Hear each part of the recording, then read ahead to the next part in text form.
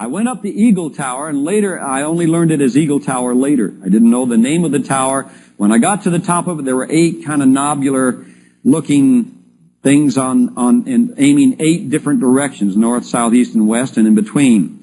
And I kind of looked at them, and they were in these notches like where you could fire arrows out from.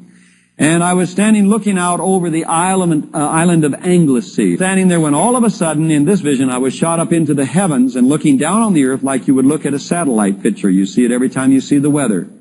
It looked somewhat similar, and I had supernatural vision. I looked down and I saw a massive military movement coming out of the Icelandic waters up above Iceland. I couldn't believe my eyes in what I saw. I saw this massive military movement coming out of this area up in here. It came down between, in the Atlantic, down between the United States and Europe. It was marine and air, as you can see the airplanes. This was my first confirmation in the sense from General Walker. General Walker has given me many confirmations. This was my first picture of actually that they had drawn this assault taking place. It shows also the movement coming out of Europe across to take these countries, and NATO command center is right in here. So you're looking at some very, very serious fronts that Russia has been building and has. This massive military movement coming down between the United States and Europe just troubled me as I'm watching it. So then I looked off across at the United States wondering, well, if they're doing that across the Atlantic, what are they doing on the United States? That's too big to just be a maneuver. And I looked down, and as I looked across at the United States, I first saw the eastern seaboard of the Atlantic seaboard, and I looked and I saw these submarines look like they were parked right along our beaches, all the way along the East Coast. And what I mean by along the beaches is where the sands, if you fly and look down in the ocean at the clear water of the ocean, you will see the point where the beaches begin, the white sands begin to turn, and it gets darker, and you can see the edge of the beach, so to speak, or the sand that's washed back into the sea. They were parked with their hulls right at the point of where that sand was beginning to discolor and the floor of the ocean was coming through. And I couldn't believe my eyes. I mean, they were all along there. And so I looked, because at that time we lived in Portland, Oregon. So I looked off across toward Portland, Oregon. And I saw these submarines along the Pacific coast. And I began to look all the way down as I looked down in towards San Diego. There they were along our coasts. And as I was looking down towards San Diego, all of a sudden I saw motion all across the United States. And these radio towers, it's like they were coming out of the ground and going up into the air, and then they were dotting their lines out like they were broadcasting.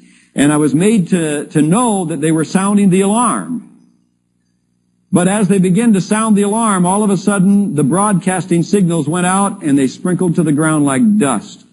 And I was totally aware, made totally aware in the vision, that the warning was not getting through. And I shouted in the heavens, and I said, "Oh no, Lord, the warning isn't getting through. They won't even know what hit them." And as I said that, all of a sudden, the first missile fired out of a submarine, and it went up, and it hit right over New York City. I watched that city literally disintegrate into the atmosphere as that massive explosion took place. I mean, it was gone, folks. There'll be nothing left of that city. Then all of a sudden I looked down along the coast and about where I would say be about Miami, Florida. And I told them down there last night, and they weren't too happy to hear that. And I said, and Miami disappeared. And then all of a sudden, because I was seeing this happen here, I looked away then. So I don't know if there were more explosions took place between those two as far as the coastal area. I didn't see it. My concern was over toward Oregon again because my family was in Portland at that time. As I was looking over toward Portland, I saw another explosion. It looked like it was in the area of Seattle, Bellevue. That area went up, just like New York and Miami. Then all of a sudden I looked down, and here's another one going off, and it looked like the San Francisco area.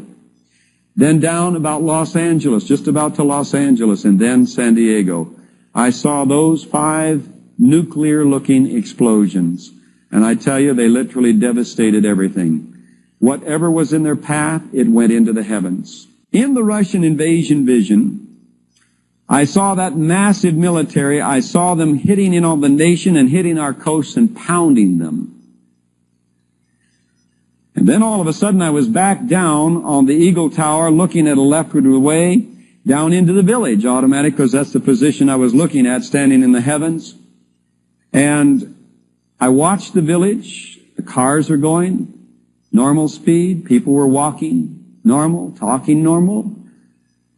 And I thought, and I don't know how long I stood there and watched, thinking, well, are the alarms going to go off at any minute? If this is happening in the United States, they gotta know it. They've got to sound the alarms. If there's that kind of a military going down across the Atlantic now, there's got to be some alarms set off.